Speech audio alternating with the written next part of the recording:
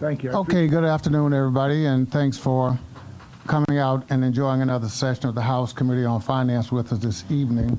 We've got quite a busy agenda, but I think we'll get it done, get the people's business done, and do what we have to. The first thing, though, I'd like to do, Mr. Clerk, if you'd call the roll, please, make sure we have a quorum. Chairman Abney, Present. Vice Chair Slater, Vice Chair Mazurkowski, Present. Representative Amore, Representative Baginski, Present. Representative Barrows, Representative Diaz, Representative Edwards, Present. Representative Hull, Representative Nadone, Representative O'Brien, Present. Representative Quattrucci, Representative Ruggiero, Present.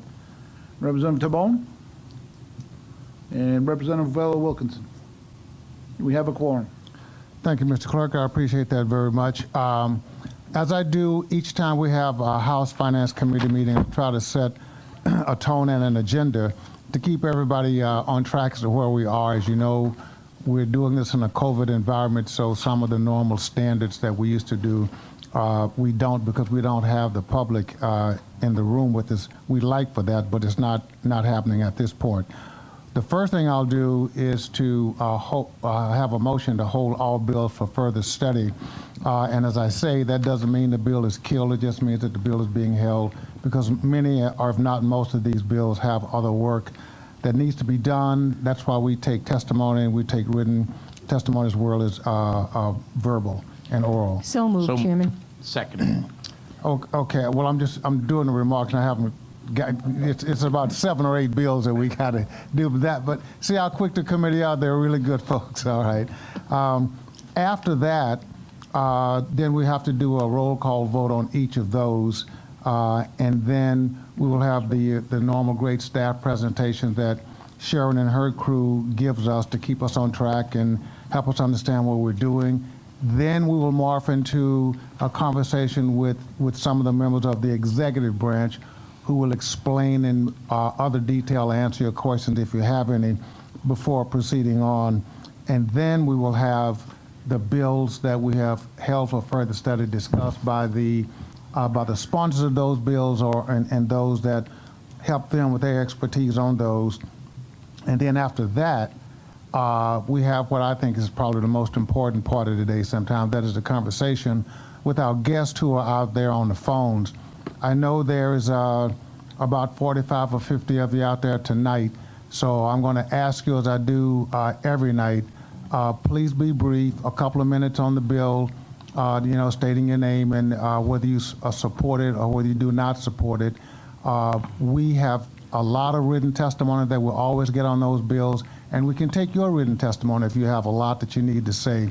But we ask you to be brief as possible so that all of the guests that we have can get a chance to testify. I know when you're at home, you can get pretty comfortable. I do exactly the same thing, but the briefer you are, the better in terms of us.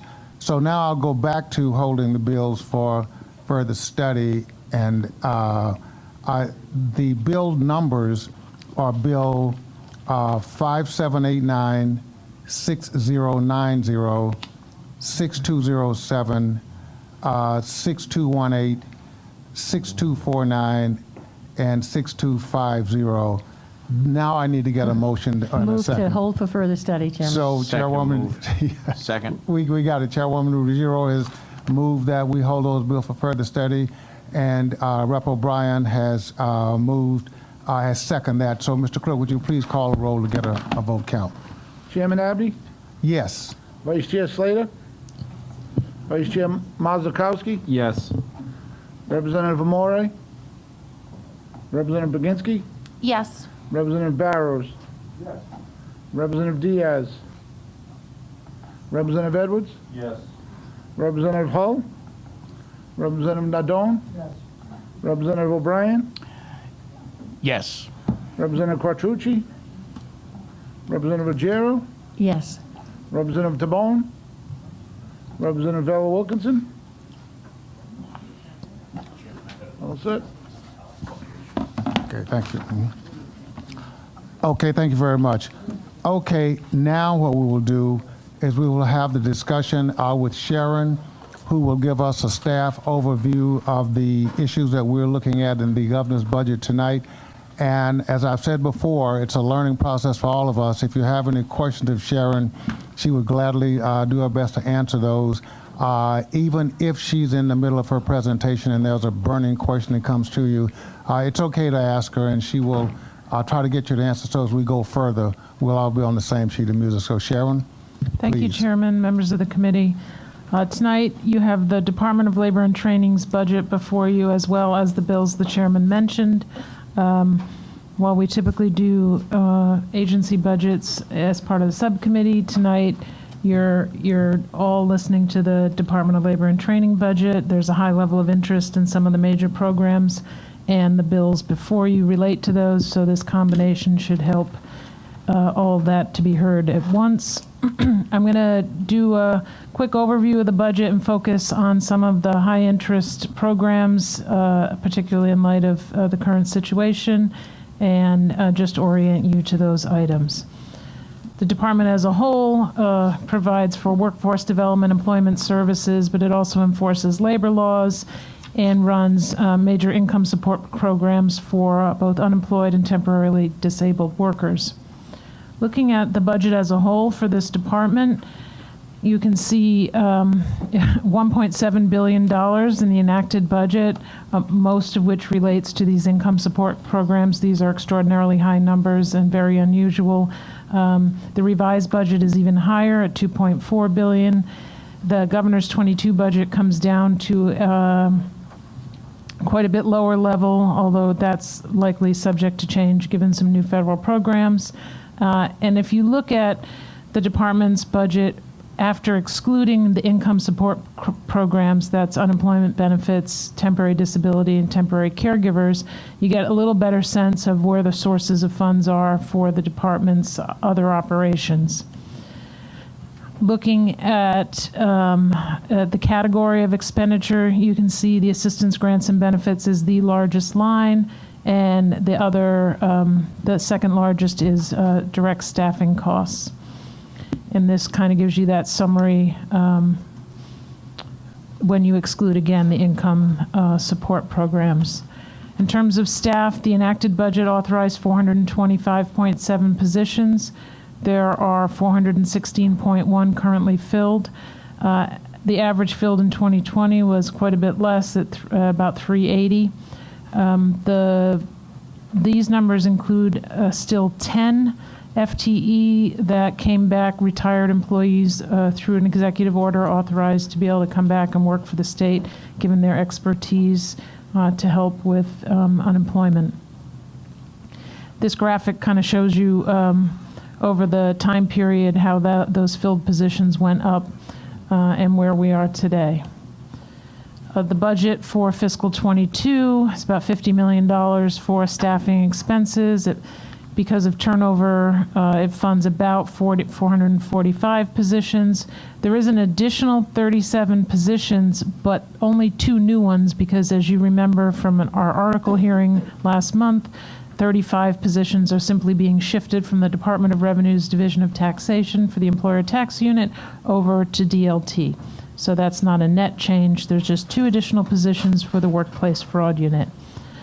And the revised budget is $56 million. And in that revision, there's more money to provide additional federal fund support for unemployment based on availability of those admin expense costs. So I thought I would spend a couple of minutes explaining big picture unemployment insurance, how it works, and that can help you understand some of the issues that'll be before you over time, and some of this we've discussed in prior hearings since the pandemic began. Unemployment insurance taxes are paid by employers. There is a federal and a state tax component. The federal taxes are used for administrative expenses and provide loans for the states when they need it to pay benefits, and it partially reimburses states for extended benefits. The state tax can only be used for benefits. There are different levels of taxes depending on the trust fund health, and they range, and I've got some examples for you. There are 9 lettered schedules, A through I, in each schedule has over 24 tax rate groups. Those schedules look at how much the trust fund has in reserve each September 30th, and the healthier it is, the earlier in the alphabet it is, the worse shape it's in, the later you are in the alphabet. Individual rates for employers are based on their own individual accounts. So what we're seeing is that the trust fund itself has lost quite a bit of its value, and the rates are incrementally going up. Included in the rate, I'll just mention here because we talk about it a little later, is a payment to the job development assessment. It's 0.21%. This goes to the job development fund for programs, admin expenses, and covers lost federal funds or some flexible spending there. So under current law, 0.02% of that tax is dedicated to core services, employment services program, unemployment insurance services. The remaining majority of it goes to the governor's workforce board. That's subject to appropriation on how that's used. As I mentioned earlier, the individual rates are based on the employer's level of reserves. You may remember about a year ago, there was an executive order that said that the individual employer rates would not be affected by COVID-related unemployment. So if your employees couldn't come to work or you had to shut down because of COVID, your particular rate would not be affected. Of course, the trust fund itself could be affected, and as I mentioned, as rates change, as the trust fund balance goes down and the lower the reserves, the higher the rates. So all employers would still be subject to higher rates if a higher rate schedule is in effect. And we've got a couple of examples here for you. In tax year 20, it was on Schedule F, and there's some sample rates just to give you a sense of how much the maximum cost would be for an employee. The base rate, just to be clear, it's charged on the first $24,000 in 2020. And in 2021, it's based on the first $25,500 of wages. So someone with a very good reserve ratio was paying a maximum tax of $288 in tax year 2020. That's up to $434 in tax year 21 just by virtue of the total health of the trust fund. And then the other examples follow the same scenario. Looking at the trust fund and Schedule H, if, and this is not decided yet, and I'm sure DLT can speak to it a little bit, but if the trust fund balance calls for it, the next schedule, the lowest schedule, would call for yet another increase on employer rates. So that same employer who has a good reserve ratio itself would pay about $50 more under that next schedule. This assumes the same base of 25.5. That base has not been set, but just to give an example of how incrementally the value of the trust fund does affect employer rates per employee, regardless if their individual accounts were charged for some of the activity that happened. As of 4/25, which is my most recent information, the balance in the trust fund is $120 million. Calendar year 2020 began with almost $540 million in the trust fund. The balance does fluctuate. There are employer payments, obviously, for those who are working. Sometimes there's reimbursements for benefit payments. So that does fluctuate over time. We have been provided regular information on this. It is incredibly complex, the movement of funds, and so much of this is also being paid by federal funds. This is very difficult to track and project. In the governor's budget, there's an assumption of payments of only about $340 million in 2020.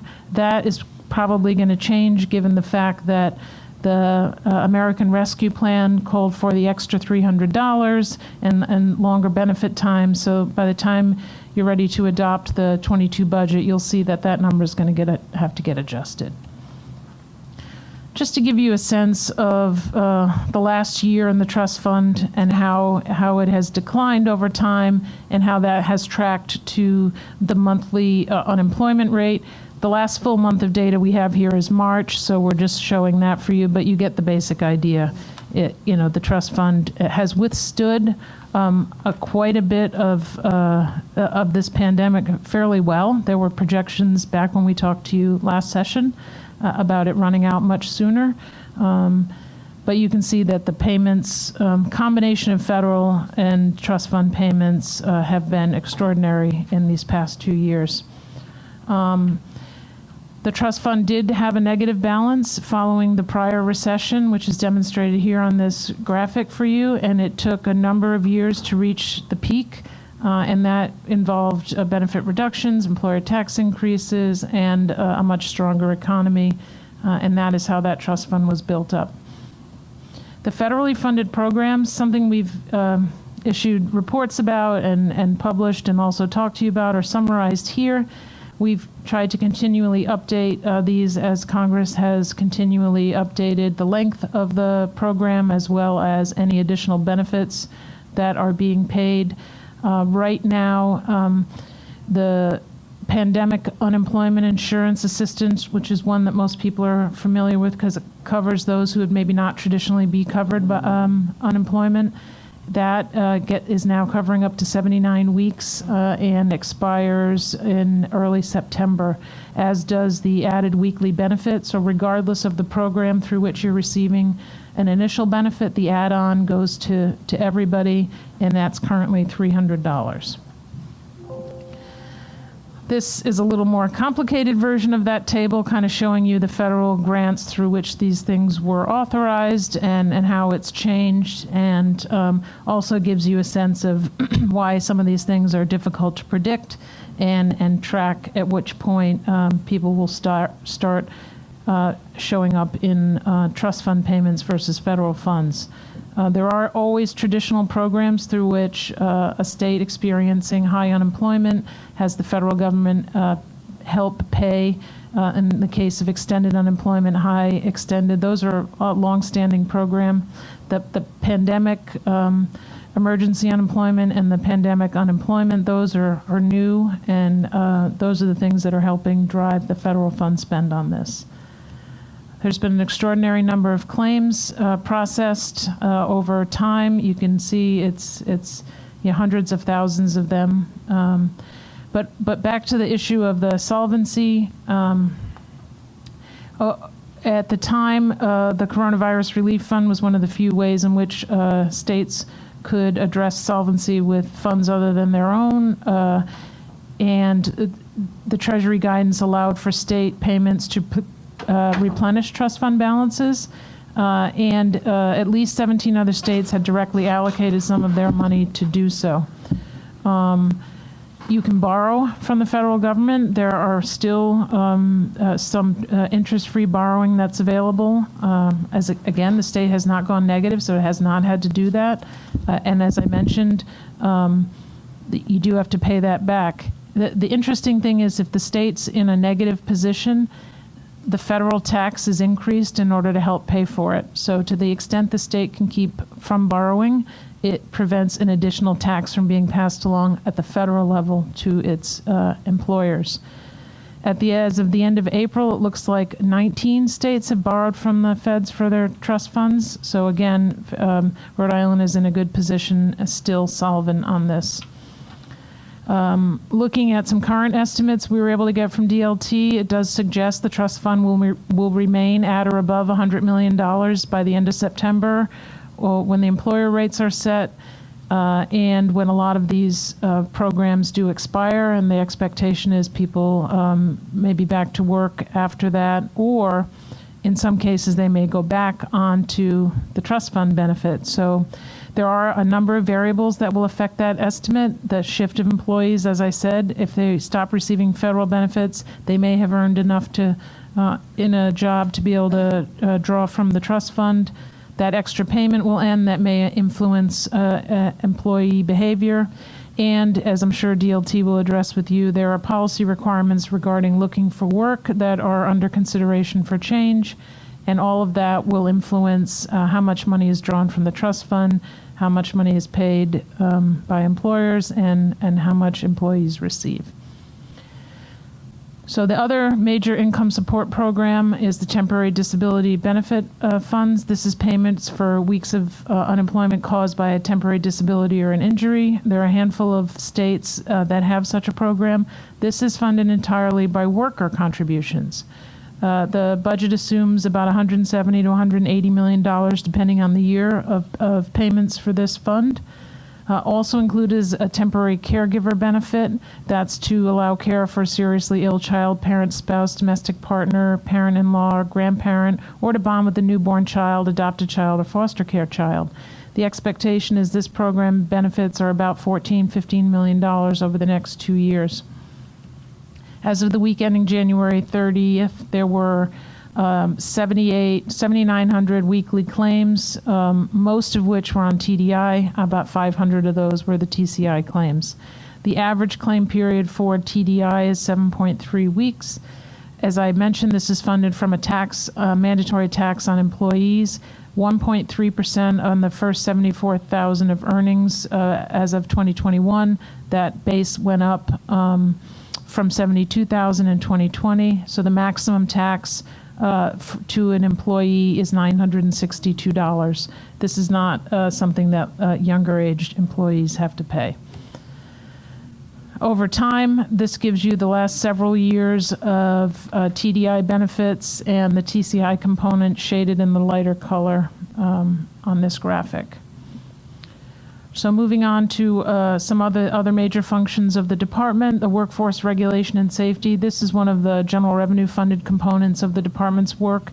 The workplace fraud unit enforces prevailing wage requirements, other wage and hourly issues, and identifies misclassification, deals with labor standards and occupational safety as well as professional regulation. The Workplace Fraud Unit currently has 10 FTEs assigned to it. The governor's budget, this is where the 2 new positions come in, adds 2 FTEs for this unit and some funding to bring the total complement to 12 FTEs. The budget does assume that this will result in some additional revenues from enhancement on the staffing if staff are out there ensuring compliance and issuing penalties. I mentioned you already had an article hearing on the transfer of the employer tax unit, so this is simply here for your information. The next item deals with the Governor's Workforce Board. As I mentioned earlier, this is funded from that job development assessment to employers. It overall invests in a wide range of programs and services. The fiscal 22 budget recommendation assumes $12.1 million from receipts here, none of which is proposed to be, at least yet, directly dedicated to real jobs. I mentioned the splits on the funding, so I'll skip over that and talk about the funding over the years from this source. You can see that in some years the funding was rather high. Some of that is carry forward, as well as years in which some additional funding was dedicated to real jobs. This real jobs, as most of you are familiar with, came in fiscal 16 as part of the governor's jobs plan, Governor Raimondo's jobs plan. And this is essentially a demand-driven workforce and economic development initiative that it really is not a one-size-fits-all. It's more of an individual partnership plan. In the revised budget, the expectation is there's about $15 million available, with a third of that from general revenues, a third of that from federal funds, and the rest coming from the restricted receipts from the Job Development Fund. The governor's budget adds general revenues above the enacted, does not identify any available or the same level of available federal funds, and dedicates none of the restricted receipts for this purpose. The expectation apparently is the Workforce Board will review which programs it's going to fund with the current resources. There's a number of workforce development grants, federal and restricted receipt funded. There's a little bit more in the revised budget from a couple of revisions on federal grant sides. One item that was identified in one of the governor's requested budget amendments was to add funding for a partnership with the Department of Corrections. You heard about this earlier and last year. It's essentially developing a program with both Department of Corrections and DLT to do inmate training, and that would be funded across both DOC and DLT. That was inadvertently omitted from the governor's budget, the funding component. On the DLT side, it is funded in the Department of Corrections. Another general revenue component of DLT's budget is police and fire relief funds. These are annuity benefits to surviving spouses of deceased police and firefighters. There are also education benefits for spouses and children. The budget has $3.7 million for this, with most of that going towards the annuity payments. And finally, as we wrap up this discussion, you may have received the fiscal 2020 audit findings from the Auditor General, which highlighted some concerns about claims processing, unemployment claims processing, and fraud, problems with outdated technology. And DLT has implemented some security updates and is probably going to talk to you about some of the work they've done to address these concerns. The Auditor General also raised an issue about the state not having a good process to quantify unemployment benefits that were approved but maybe not yet paid. As you know, the state tries to assess its liabilities in each year, the year it's incurred. So to the extent this is not done, that's a concern for the auditors. And DLT has also responded with a plan to remedy that situation. And lastly, I will just mention the several bills before you deal with unemployment, creating new programs for participants, exempting benefits from taxes, and altering the way the TDI and TCI programs work, including adding a state tax credit. So you can see they all relate to some of the items we talked about this evening. I am happy to try and answer any questions you may have. Thank you.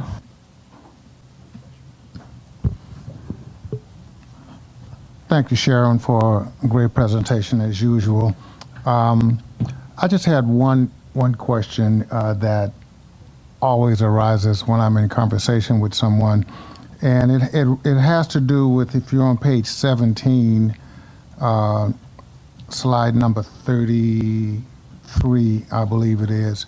And I get this question all the time. If we're adding new FTEs, irrespective of which branch it's in, is that addition and is that cost worth the FTEs that we're adding? And it looks to me like if we're adding 2 new positions for the workplace fraud unit, that either tells me there's a lot of fraud going on, or it says that the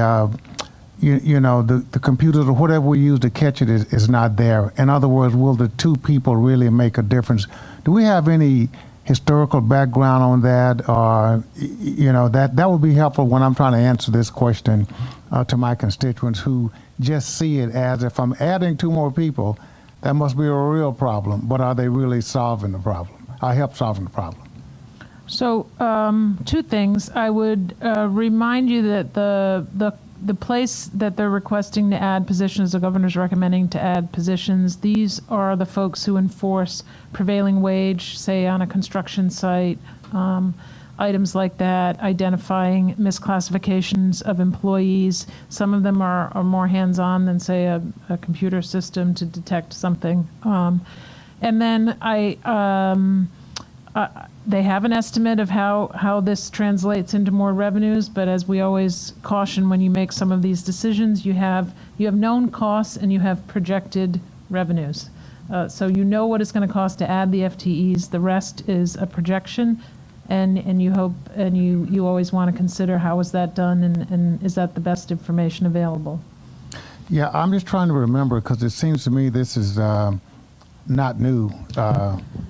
You're correct. This is probably the last several years. There's been a version of this. Sometimes it's more robust. Sometimes it also is accompanied by increased fines.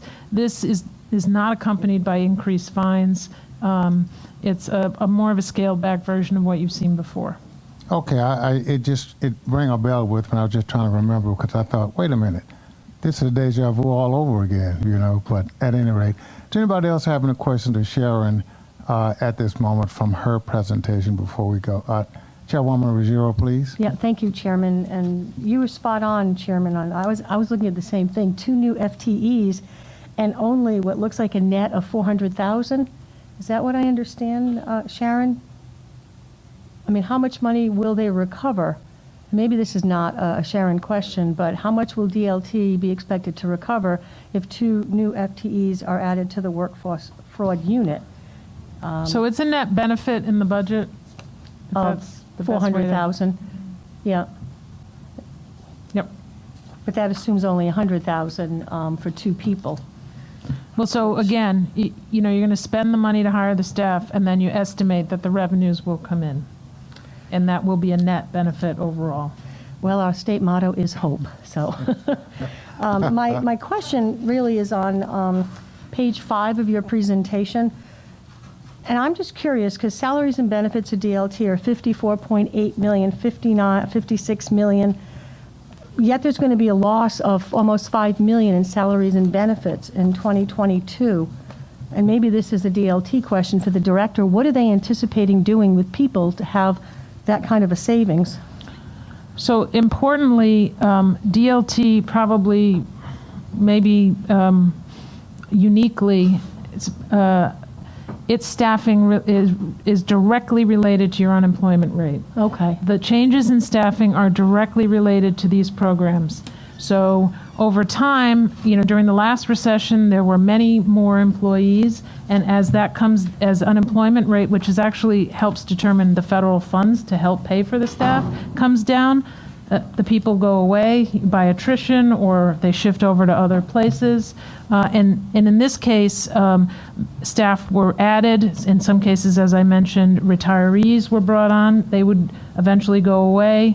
So the peak is really linked to peak unemployment. I understand. When you say they go away, are they put in another job or are they then on unemployment? would be Very ironic. likely they would be on, because there's a lot of turnover. Yeah. So folks would go either back to other elements in DLT's budget. Some of them were on loan from other places at some point. Got it. So yeah, it's an unusual, it's not like other agencies in this regard. Interesting. Thank you so much for clarifying that. Thank you, Chairman. Oh, you're quite welcome. I had another question, Sharon, that I'm trying to form in my mind, and it's on page 13, slide 26. We're talking about addressing the solvency of the fund, and one of the options is, of course, borrowing from the federal government to whatever amount that is, I guess, to get the fund back to where it should be solvent. But that loan has to be repaid in 2 years, I'm assuming. So you would have to think, if you needed to borrow money to have the fund solvent again, that the next couple of years are going to have to be some really good years in terms of your economy in order to pay that back. I realize it's quote unquote interest free, but I always try to look and see. You don't want to start a outward deficit by doing that, and I didn't know if again this was something I'd seen before, or if it was absolutely new. It's just that dichotomy in my mind I'm trying to figure out. So we did present some of this information to the committee over the summer as the unemployment was much higher and the trust fund balance was going down more quickly. It has stabilized.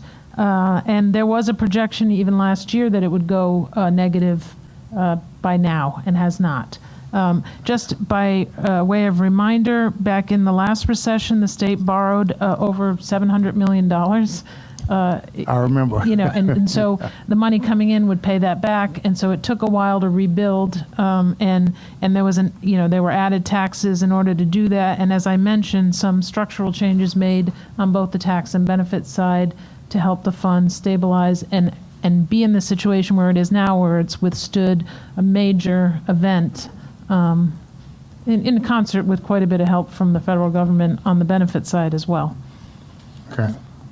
And then finally, I think on page 27, I'm not page 27, page 14, but slide 27, at the very bottom, because we get this question a lot too, the extra $300, that program will obviously be ending at some point. Do we have any way to quantify what we've spent over the last several years, well, not years, but last year or so with that $300? So we do have, and I believe, I want to say we published in our most recent, as of the close to the end of March in our purple book here, we tried to do a value for you of each one of these programs. Now, of course, as every week goes by, it's a little bit out of date, but the emergency payments were worth almost $600 million, that combination of the 6 and the 3 federal funds.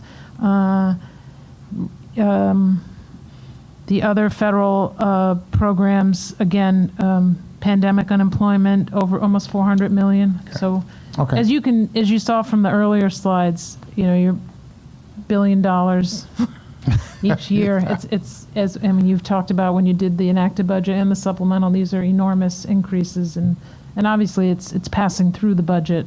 And one of the reasons your budget size grew so much relative to other years. Got it. Thank you very much for your info. Any other questions of Sharon at this point? Okay. So I think then what we'll do at this point is, as always, before the administration comes on, I'd say please listen to some of the questions they will ask, and if you can provide, more information that would help us understand those, always do that, in addition to your own presentation that you're going to make. And I believe we have Matthew Weldon with us from the DLT. Are you out there, Matthew? Mr. Chairman, good evening. Good evening. How are you? I can hear you, but I can't see you, but I can certainly hear. There you are. Okay, good. How are you? Okay. I'm well, thank you very much. As many of you know, I've been before this committee many times in my former role. I am now 1 week into my new position as director, and it's an incredible honor to be here with you. Well, congratulations to you. Well, thank you very much. I'm going to go very quickly because I know how busy you are and you have a busy agenda. Sharon had a very thorough presentation, and I think that gets you the information that you need to then ask good questions and get the answers that you deserve. All I want to say is just 2 minutes worth of remarks, if I can, and that is, DLT in the last year has been one of the top 2 busiest agencies in state government, I believe. We went into this pandemic sitting 14 months ago in our conference room thinking, how busy can this get? How busy can we be, and how long can this last? And I'll tell you, Chairman, I never expected it to be like it has been. The people that work at DLT in our unemployment office and every operation that we have played such an integral role in Rhode Island's economy being somewhat stable during a pandemic. Because of their work 7 days a week for the last 14 months, we've been able to get benefit payments out to working Rhode Islanders and their families, which have then been returned into the economy. I know Sharon had a lot of great information, and I'm going to continue to have discussions with Sharon offline to make sure that we have the most up-to-date information available for the committee as you make your difficult decisions regarding Rhode Island's budget. At this point, we've paid about $3 billion in benefits since March 9th of 2020. That's a lot of money. Most of that money, 70 to 75% of it, has been covered by federal sources. And so we talked about the trust fund a bit, and I know you have questions, and I'm happy to answer. I can tell you this, the federal government has picked up, like I said, 70 to 75% of the cost, which means that of the $650 million or so that's come from the Rhode Island Trust Fund, we've been able to, with deposits coming in and payments going out, we've been able to stay afloat. Sharon said 19 or 20 states are borrowing right now. And Chairman, you just had a question about borrowing. States have an obligation to pay benefits. So when trust funds are depleted, they have to borrow from the federal government or get money from some other source. Rhode Island had to borrow the last time during the recession, and it was very painful for the employers in Rhode Island that had to pay the taxes back. Because not only do they have to refill that fund, but they also had to pay an additional assessment to repay the interest because you could not use federal government money to pay interest on the loan. So we have worked very hard to try to make sure that the federal government picks up the fair share of the benefits during this pandemic. And that work has led to us remaining solvent at this point with about 120 million, give or take, in that fund. Our biggest cash infusions will come in May and in August when tax receipts come in, and we hope to get through this year without having to borrow at all. Sharon talked about the tax implications on the federal unemployment tax if you do have to borrow. There's a lot of negatives involved with borrowing, and we're doing everything we can to not put Rhode Island in that position. And that's been something that we've worked very hard on.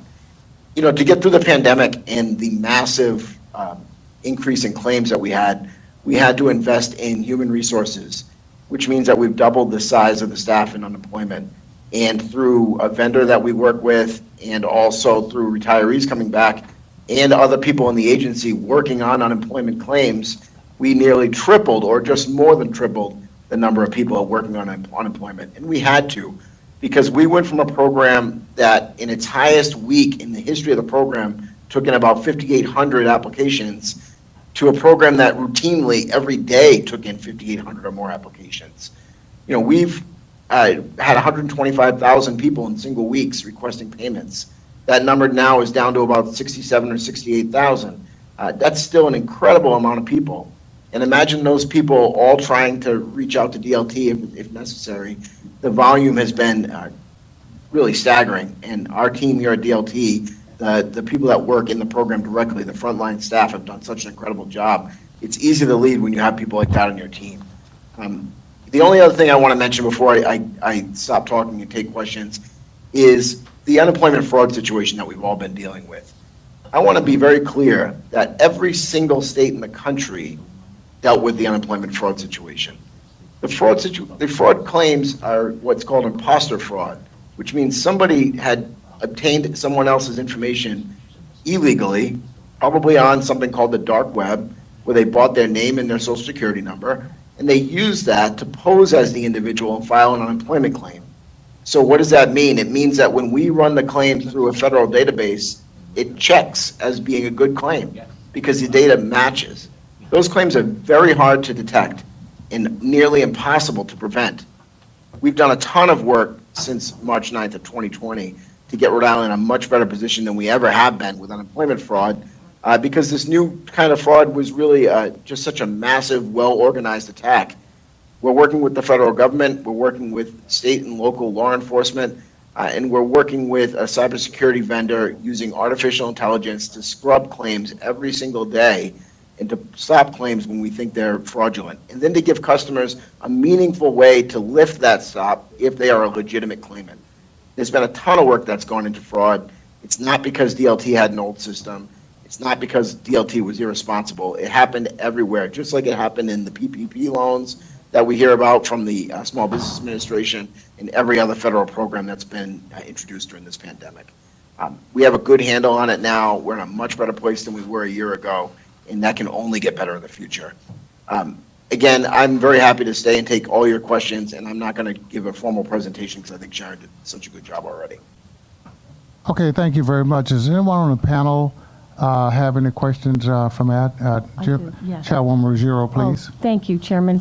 And Director Weldon, I just want to say thank you for all your help. You've certainly been battle tested. And I know when I've emailed or called you on behalf of my constituents, you've been incredibly responsive. So I really want to thank you for that.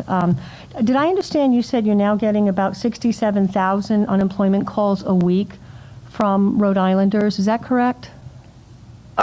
Representative, we're paying about 67,000 people a week. On some days, we get more than 67,000 calls, not from unique individuals. Wow. Last week, that number was way down to about 18,000 calls in a day, and it came from about 2,000 unique people. But we're paying about 67,000 unique individuals. So 18,000 calls a day. How many people do you have actually answering the phones and responding? Because the issue that I get with people, pardon me, didn't mean to interrupt you, is that they can't seem to get through. Well, and, you know, people, I get the frustration, and when I've talked to people about this, I've told them, I get it. When people are on unemployment, there's a lot of anxiety involved in that. I can tell you that people do get through. We had all hands on deck answering calls, and that resulted in about 1,000 unique individuals a day having problems solved. That's a lot of people, far more than we ever dealt with before. And we've doubled the size of the staff that are on the phones. The challenge is if we just have people on the phones, then we're not doing the office work that we need to do to process claims, which then, if we don't do that, causes people to have to call. So it's kind of a vicious cycle. You really need to balance it very well. And what I do right now is on Mondays and Tuesdays, I have full staff on the phone, because after the weekend payment request, we want to make sure we have people available. Then, during the week, we take some people off in the afternoons to process claims. That allows us to process new claims within 1 to 2 weeks of filing. You know, we're keeping up. Rhode Island has paid faster than any state in the country. That's been consistent. That was measured by the Census Bureau. An economist did a report on that, and it's been measured by the Department of Labor.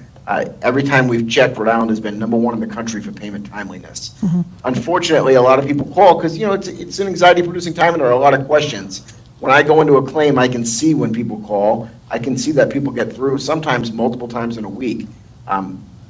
We urge everyone, call when you need to get a payment. If it's general information you're looking for, please check our social media. Please check our website, because that may be easier for you and will allow someone else to call that needs to get through. Thank you for that. Final question. We heard tonight in Sharon's great presentation that you're looking at policy requirements regarding how people should look for work. Can you share some of those changes of the policy requirements that you're going to be instituting or you're at least looking at? Absolutely. During the pandemic, every state in the country that I'm aware of relaxed or waived their requirement to look for work while you're on unemployment. And there was a very good reason for that. You know, we were going to require people to look for work, but where? You know, a lot of the economy was impacted by government shutdowns, and so it just didn't seem to make sense. And also, with all the uncertainty around the health situation regarding COVID, it wasn't practical to do it at that time. In the very near future, I would say in the next couple of weeks, the administration will reinstate the requirement to look for work. What does that mean? It's a return to normal for the unemployment program. Unemployment has always been a program that was an income support program for people that lost jobs due to no fault of their own. So they were attached to the labor market, they became detached, and they get this income support while they're looking for another job. What we will do is return to the same way we did it before, which is everyone should be looking for 3 jobs a week or conduct 3 work searches, which means they go on our website and try to sign up for different job fairs or use the resources that are available to find employment. And it should be suitable employment, and they should keep their own record. We're not asking them to provide that to DLT. They don't need to provide it to get a payment. They just keep it. And if for some reason their claim is selected for review, they need to provide that record to DLT when we ask for it. This is, like as I said, it's a return to how the program's always been run. The federal government used the unemployment system to pass money through, like stimulus payments, and that's great, but now it's time for people to get reconnected to our economy. Thank you. Thank you for sharing that. Thank you, Chairman. Oh, you're quite welcome. Any other questions for Matt? I'm sorry, Vice Chair Mazurkowski. Thank you, Director. Can you hear me? I can, thank you. Awesome. All right, so we briefly spoke about the Unemployment Trust Fund. Well, I guess briefly, it took up like five slides or so. And we pulled about $650 million from that trust fund, correct? That's correct. All right. Can you speak a little bit more on how we can go back to making ourselves whole with that? Do you recommend using COVID funds? Which I believe is cited as being a proper use of those funds, or the rates will go up on the businesses? What analysis are you using to determine what's the best approach to make ourselves whole and replenish that 650? Sure. So right now, before the pandemic started, there was about $540 million in the fund.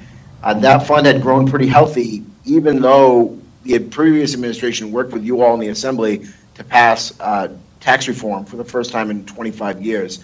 Employers have been stuck on the highest rate from 1992 until 2017.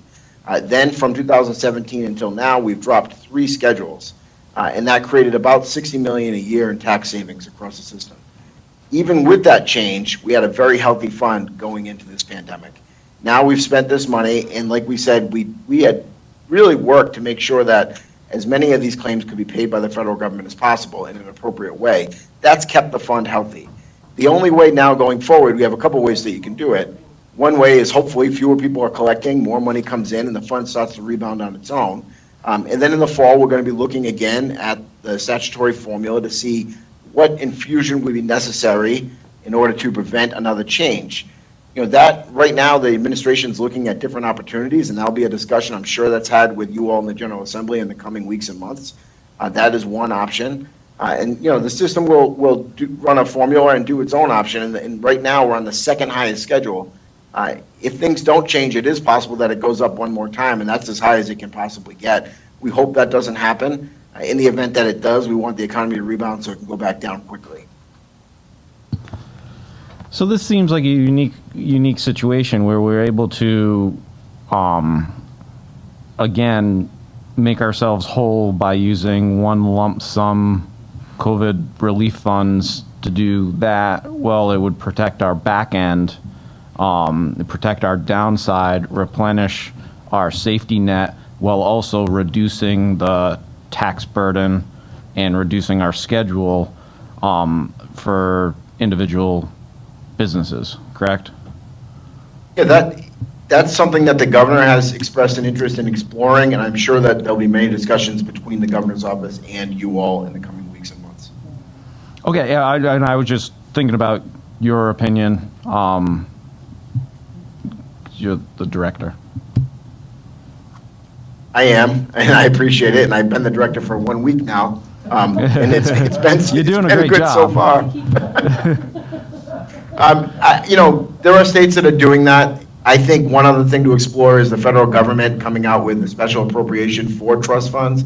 That has been a national discussion that I've heard through the professional group we're involved with. That would be another way to handle it as well. I think there's a lot of options, and we're going to see what happens coming in the next few weeks. All right, you're doing a good job as director. I'll give you that. You're dancing a little bit, but you're doing a good job. But yeah, so this is just something that it seems pretty right out in front of us that this could have potentially large upside with limited downside, and it benefits the individuals that are most impacted by the loss of employment during COVID. So just as long as that's on your radar and you can advocate for it up your chain of command, I appreciate it. All right, thank you, Chairman. Quite welcome. I do thank you all for a week doing a great job, Matt. Now, here's one leadership question I always ask everybody. I know you've only been there for a week, but even if you don't know the answer, I would appreciate your looking at your entire operation so that we can understand whether or not you think you've got the tools to do the job that you're supposed to do. It seems to me that, you know, in 2021 or 23 or 24, as we go up, there has to be a way that what we do is not as labor intensive as what we're doing now, which causes in tough times a lot of questions. So if you would take a look at that in the future, I know that in a week you can't do much about that now, but please look at that, because you will get a lot of questions from people on this committee about the ability for us to do our jobs in a much more efficient way and in a much less person-powered way. So that would be my advice to you as a leader coming up. Are there any other questions of Matt at this particular time? Mr. Chairman, Yes. if I could. Oh, I'm sorry. That's my good friend Quatrud. I do see you now. Okay, I'm sorry. You're on, sir. Okay, can I be marked as present, first of all? In fact, you're present, Rep. Quatrud is present, Vice Chair Slater is present, Rep. Moore is present, Chairman Hull is present, and let's see, Tabone is present. So they're all present. I'm assuming they all voted yes in the affirmative. Affirmative, not infirmative. Okay, great. Yes. It's been a long night already. Okay, great. If I could continue. Yes, you can, sir. Hi, Matt. How are you? Thank you. Well, So congratulations on your new director position, I think. And I'd like to also thank you on behalf of my constituents, the many that your department has helped, been able to help. So I'm glad you touched on the fraud. The money that gets taken from fraud, that money's gone, correct? That's not recoupable. Well, actually, we're working with national banks that want to be good corporate partners, and we are recovering that money slowly. And now we're going to try to get even more back because we're engaged with a national working association and the United States Department of Labor to try to get more to put back into our trust fund. Out of the trust fund, we've paid approximately $60 million that were either confirmed or suspected fraud. That's a lot of money, and we're going to do everything we can to get every dime of it back. Okay, and I apologize, I missed Sharon's presentation, and if this was covered, but, I know it's always a moving number, but do we have any number on what fraud has cost us, or what have we surpassed, or what number have we surpassed, or? So I'm looking at the data again, but the last time I reported on this was when I first became acting director 2 months or a month and a half ago.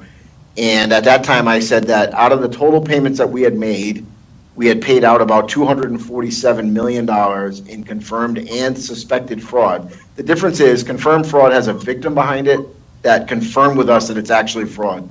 Suspected fraud is something that we believe it's fraud based on the tools that we have, but it hasn't been confirmed.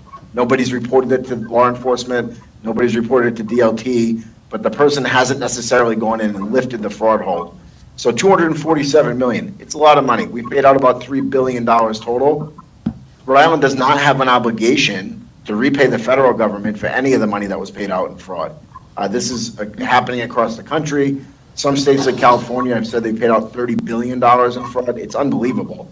But no, we're not responsible for that money. Did you just say that 2/3 of it was fraud? No, what I said was we paid out about $247 million total between confirmed and suspected fraud. Right, but what was did you say a total number of unemployment also? I thought you added that. Oh, we paid out about $3 billion in unemployment. Three billion, correct, okay. And of that, $247 million or so was fraud. Okay, thank you. Thank you very much. Okay, thank you. Are there any other questions of the director before we switch over to the bills at this point in time? If not, thank you very much, Director. We will be seeing you soon, as we always do, but good luck to you in your work, and hopefully we can work together and get some things done. Thank you very much. Okay. Director, before you leave, anybody, the State Budget Office, Joseph Cadega? Okay, good. I think we didn't have any other questions on that one then, so.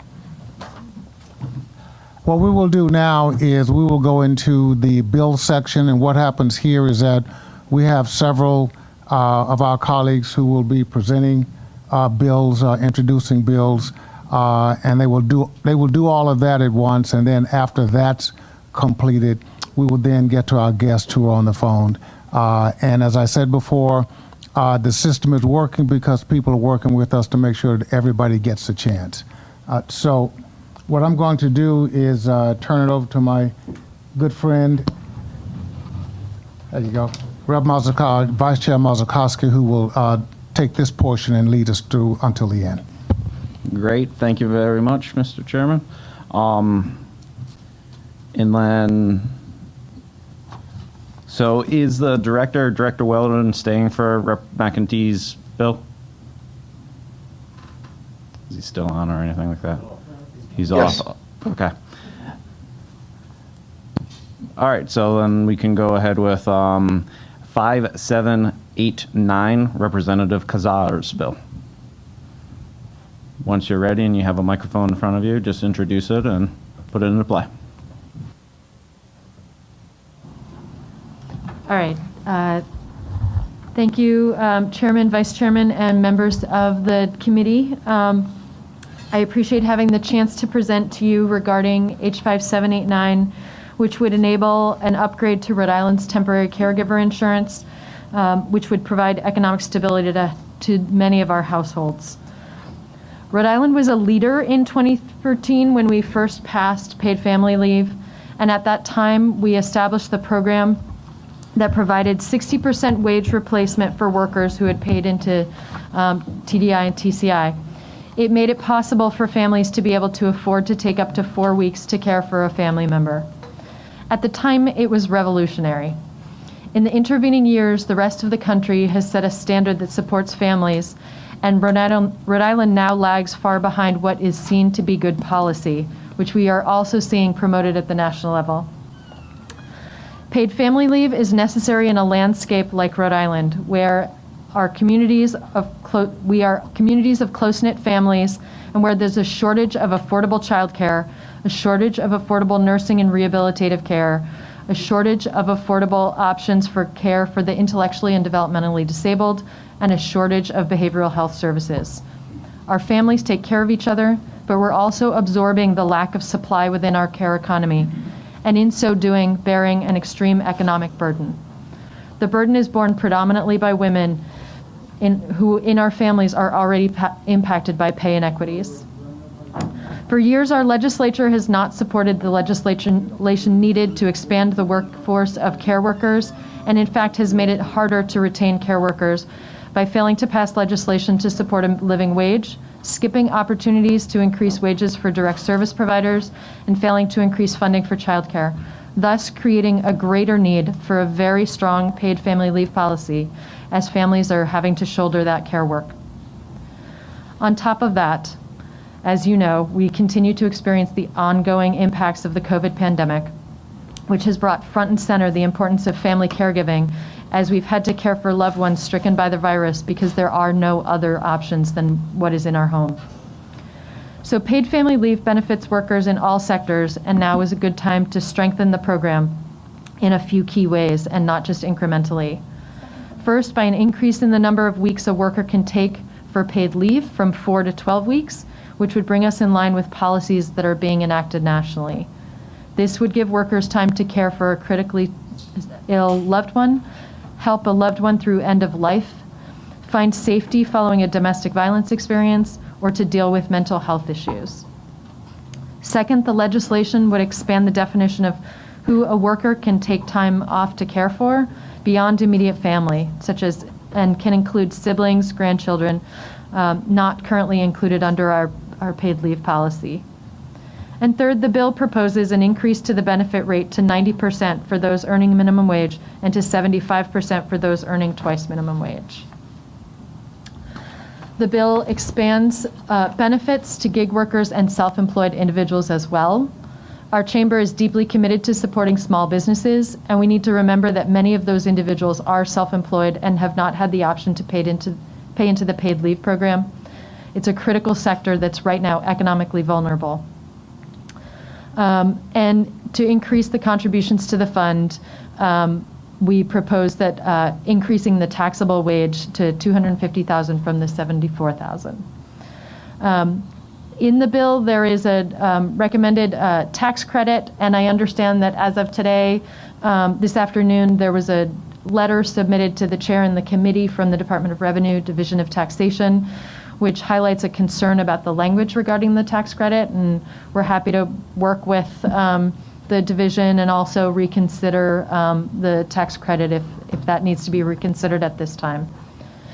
And then finally, for employers who don't reinstate an employee to their position after they use TCI, the legislation establishes fines and penalties as a way to discourage this employer behavior.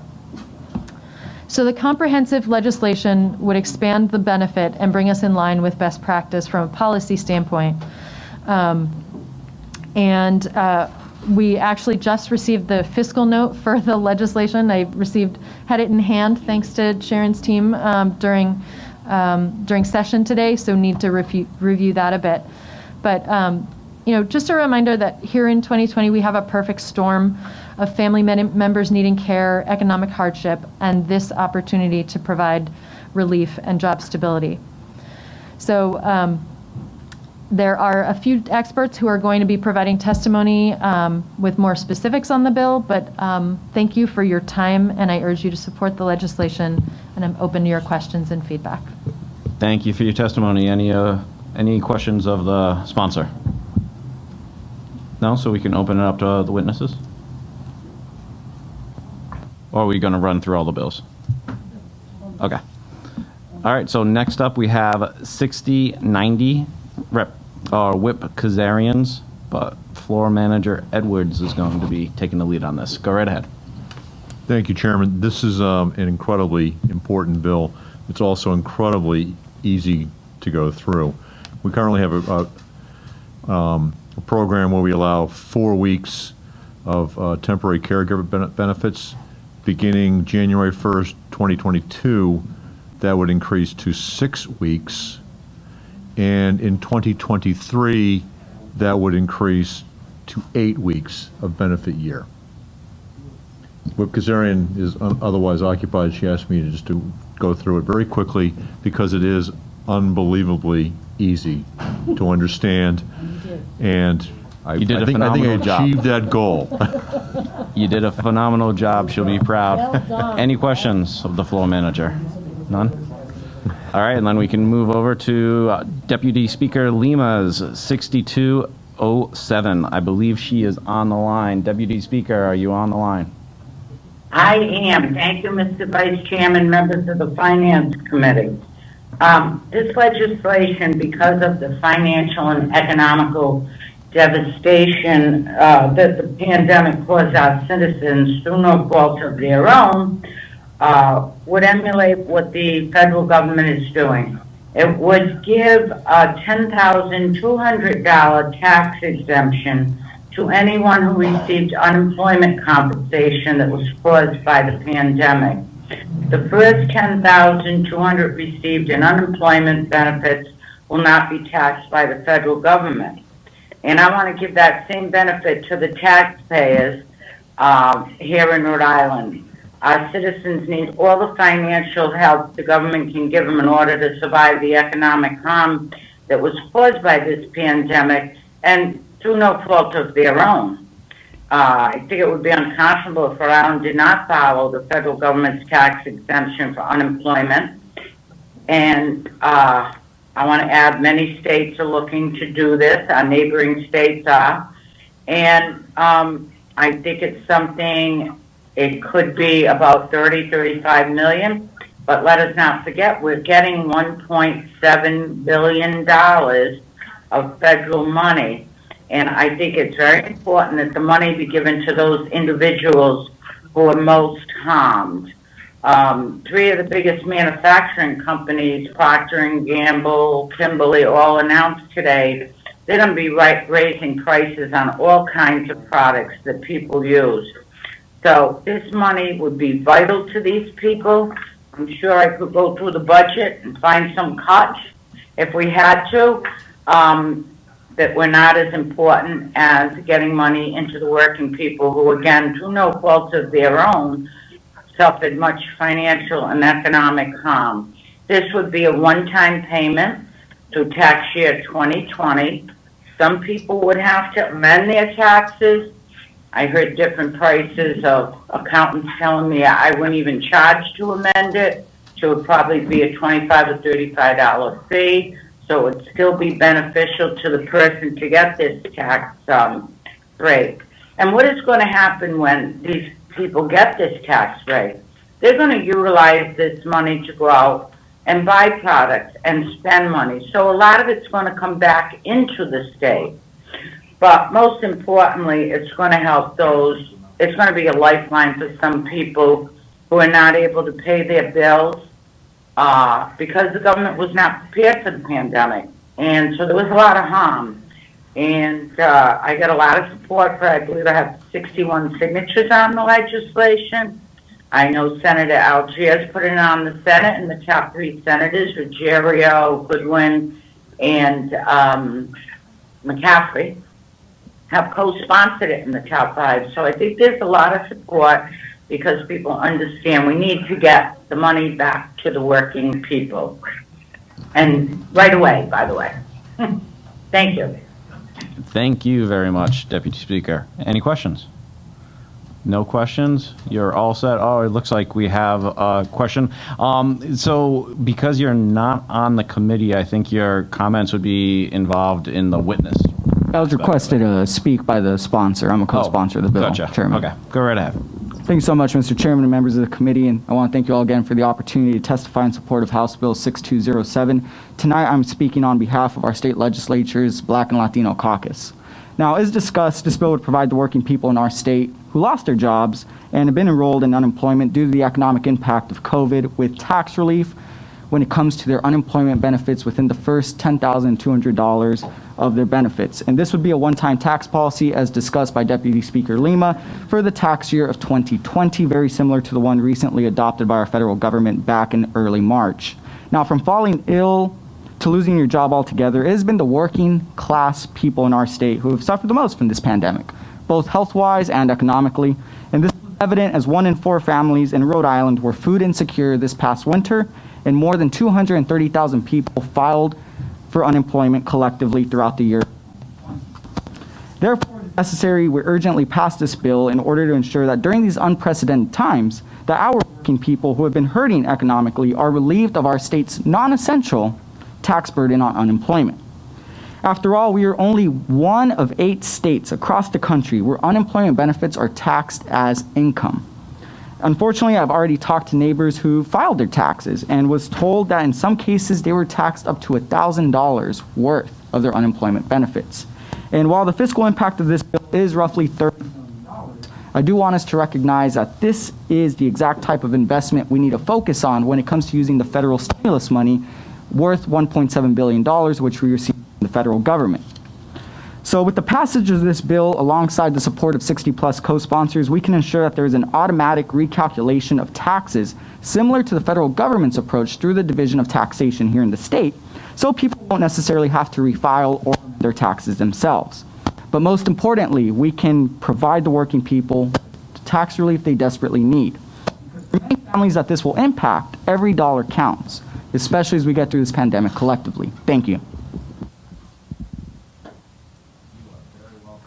You are very welcome. It sounded like you cut in and out a little bit there, but I think everybody got the gist of what you were saying. So any questions of the co-sponsor? No questions? All right. Thank you, sir. Next up, we have Representative McEntee's 6249. Go right ahead.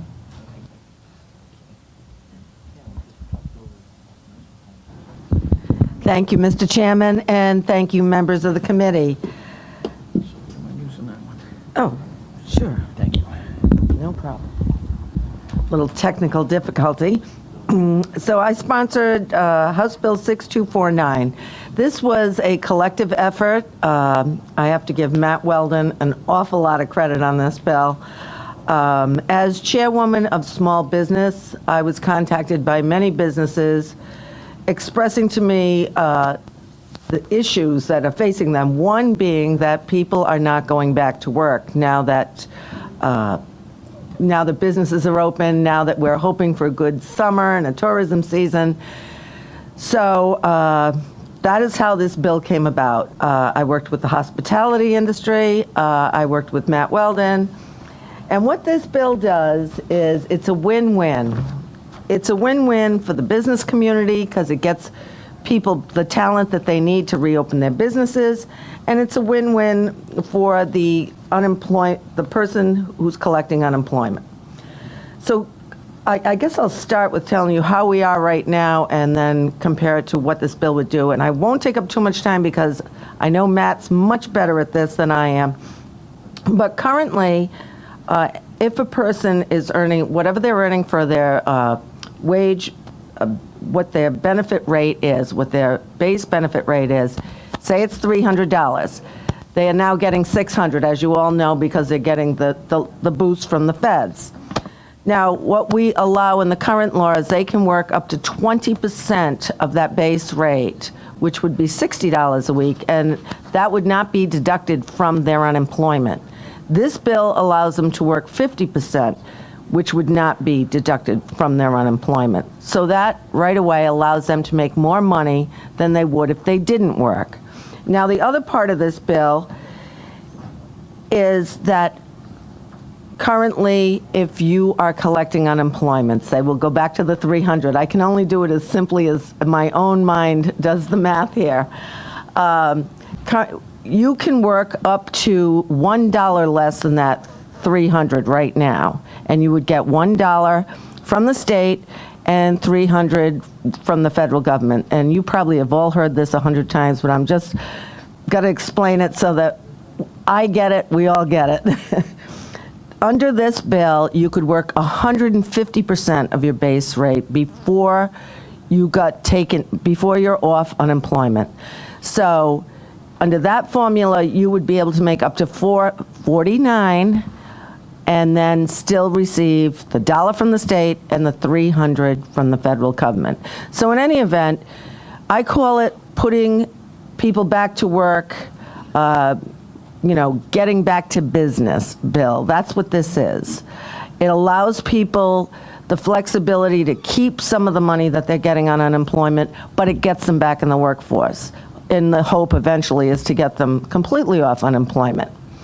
Now, the more people work, the less of a drain they will be on the unemployment trust fund. So that's the idea of working even part-time would help with that. And I see Rep. Edwards looking at me over here because he's had several comments earlier about how much this would cost. I know that Sharon and Matt Weldon had a discussion, and it said it could cost up to $15 million, but it may cost nothing if people take advantage of this and get back to work. One of the things that we heard him talk about is approximately 68,000 people are still currently on unemployment. That's almost full employment. There's only 9% of those people are working partially. What we're trying to do is get more of them to at least go back to work part-time. Stop being such a burden on the trust fund. They can still get the 300. So I see it as a win-win, and then the businesses will get the talent that they need to come in and start working in their restaurants. Not only restaurants, it's retail. I even heard from Ocean Tides in Narragansett, which is a group home for kids who have been in trouble, and they sent me an email saying they can't find the staffing to work at their group home. So they commended me on the bill, which to my surprise was wonderful, but I think it's everywhere. It's in all sorts of businesses, and this is our opportunity to hopefully chip away at opening up again, being the tourism state that we have always been and need to continue to be. I've heard from, and I'm just going to go through a few of the towns that have got a lot of problems with this. I've heard from Ballads in Block Island. I've heard from Georges of Galilee, Muse Tavern, Twin Willows. I've heard from restaurants in Newport, North Kingstown, East Greenwich, the whole state. There's jobs for hire in every window, and nobody's filling the positions. This will get people, hopefully will get enough people back to work that will get the ball rolling, and we'll be able to see a better summer, if not a full opening where this can all be behind us, which is what we look for. But with all of that said, I think Matt Weldon can really give you the expertise on this. He knows what he's talking about, and I want to congratulate him on his new position. And I believe the hospitality industry has a letter signed by several restaurateurs and hospitality groups that are interested in this bill. So it's got a lot of support, and I think it's a great bill. We need it fast. This is the problem. The restaurants tell me they needed the help by Mother's Day.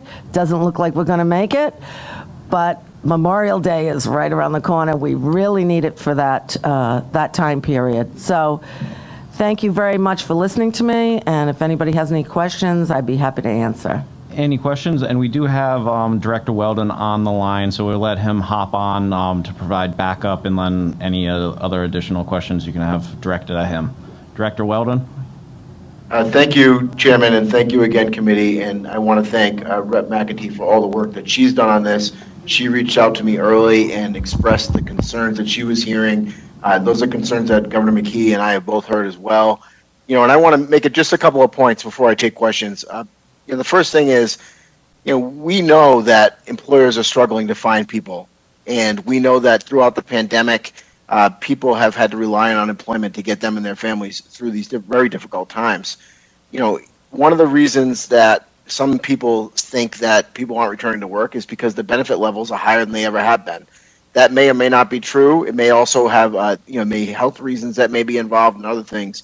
But why not work to change the system to allow people to work more, to earn more, and then keep more of what they earn, and get the federal 300 while we fill jobs? So that's what this does. It's not pitched as a single solution to a very challenging problem. It's one piece of a solution. The other piece would be reinstating the work search requirement that I addressed during our budget hearing a short while ago.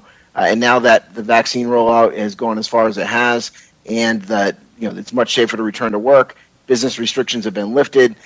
Towards the end of May, we're going to see everything basically back in full operation. Now's the time to reinstate the work search and to do something to get people to know that it pays more to go to work than it does to collect unemployment. So what this bill does, Rep. McEntee explained it well. I want everybody to think of it this way, if they don't mind.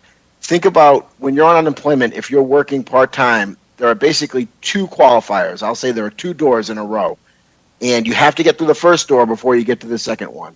So the first door is, right now, Rhode Island limits how much you can earn and still collect unemployment. So Rep. McEntee said, if you earn $1 less than your benefit amount, you get a payment from Rhode Island, albeit maybe $1, and you'll also get whatever the federal payment may be. Right now, it's $300. If you earn the same amount as your benefit amount, then you get nothing from unemployment.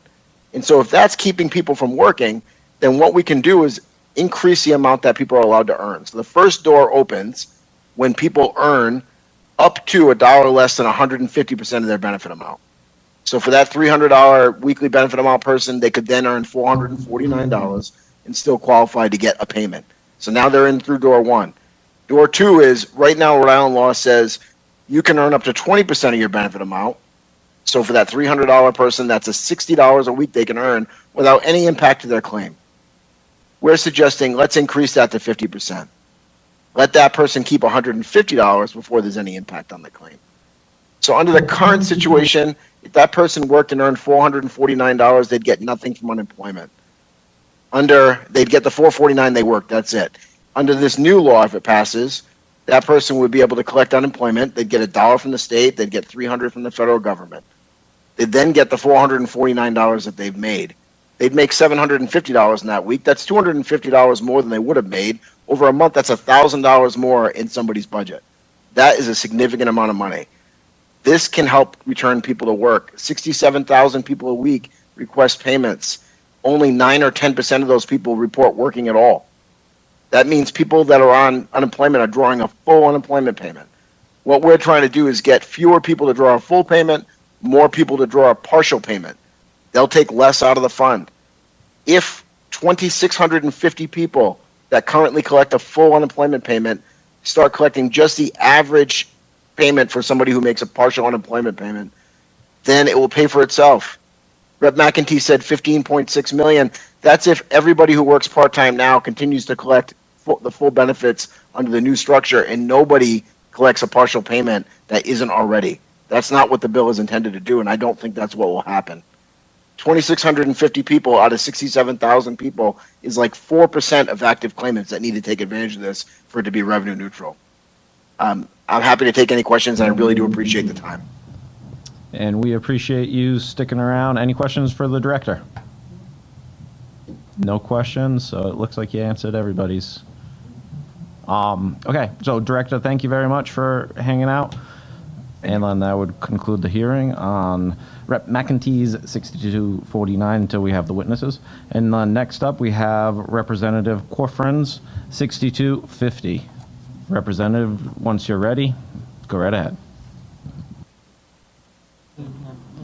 Okay. Thank you, Mr. Chairman. Thank you, committee members. I'm happy to be here this evening to introduce H6250, which is a bill from the Treasurer's Office. This act would create a self-employment assistance program, often referred to an SEA program, in the Department of Labor and Training that would allow an eligible individual to receive allowances in lieu of regular unemployment benefits while attending self-employment assistance activities for the purpose of establishing and becoming self-employed. The treasurer came to the Small Business Committee and presented this concept to us, and we've been very interested in exploring opportunities to spur small business development. So we were on the committee, we were excited to hear this idea. This proposal would create this self-employment assistance program within DLT, and the program is designed to encourage eligible unemployed workers to create their own jobs by starting their own small businesses. And I know the treasurer is one of the witnesses, so I will leave it to him to go into more detail. And if you have questions, there are 5 other states, I think, that have implemented similar programs. Thank you very much. Any questions of the sponsor? Thank you. And Treasurer, I know you're listening, we just have one more bill, and then you'll be first up in the witnesses. All right, so that being said, we have 6218 by Representative Fenton Fung.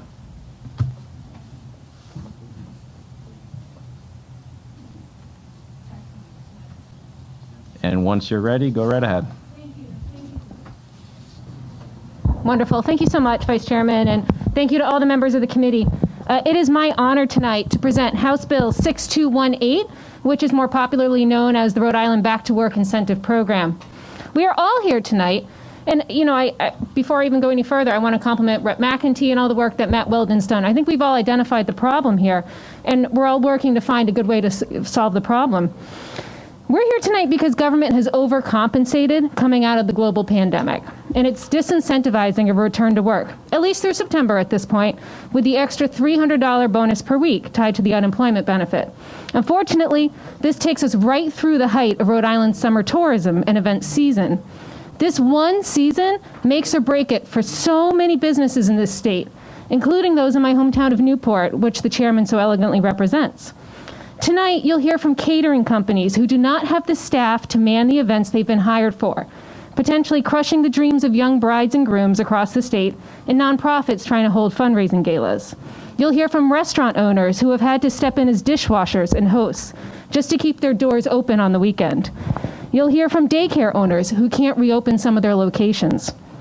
The COVID health crisis is fortunately tapering down, but the economic crisis is blowing up in our faces.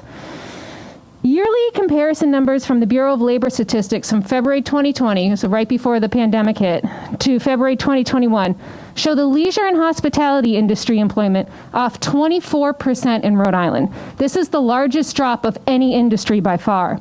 In Newport, over 150 small businesses have ads out just this morning looking for help, including stalwarts like Brick Alley Pub, Pasta Beach, and Clark Cookhouse. The Newport Restaurant Group's ad alone, that one ad, is looking to hire 400 employees. This is not limited just to Newport. Chris Tarrow has had to post on social media that he had to close his remarkable Siena locations on multiple nights because of short staffing. Multiple restaurants in Knightsville have faced this reality as well. Heck, even Starbucks in Chapel View was closed on Sunday. They just couldn't make it work. Let's be real here. Government did this. Government shut these businesses down during the height of the pandemic, and they're doing it now with counterproductive policies. The restaurants and small business owners have done everything that have been asked of them. Everything. From plexiglass all over the place to paper menus to eating 8 feet apart outside in December. Now they are here, and they're going to tell you what they need from you. They don't need half measures, and they don't need sympathies. This piece of legislation before you tonight came from restaurant owners directly. To use a baseball analogy, another bill presented tonight is a solid single, maybe a stretch double.